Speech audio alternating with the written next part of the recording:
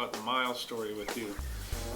You got to play. I saw the footage on YouTube, but you. Yeah, well, I have to take some responsibility for this.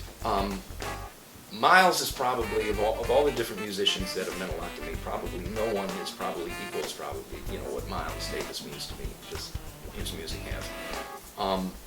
And I was very aware that Miles was a huge fan of Prince and his music. And I remember once reading an interview in Downbeat magazine with Miles when he was talking about Prince. And this was right after I started working with Prince. And I told Prince about that. I said, "You read about what Miles said about you in Downbeat?" And he said, "Man, you just like off the hook with you the cat." And Prince actually said, "Eric, that's what makes it all worthwhile." I mean, it was, one of the more humble things.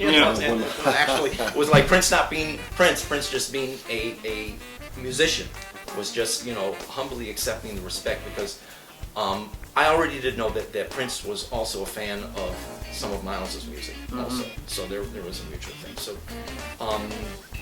I guess somewhere down the line, a couple of years down the line, I was in California doing some work with Prince.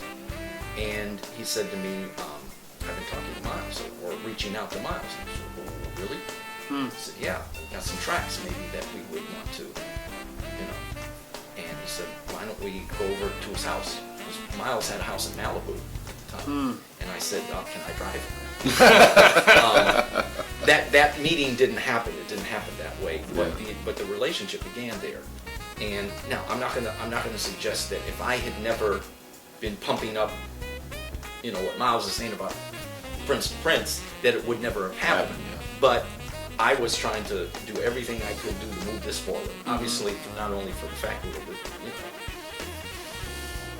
I want to meet Miles. Right.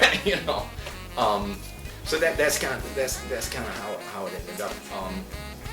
The interesting thing is that there was only one instance where Miles and Prince were in the same space actually playing music together, and that was what you're referring to.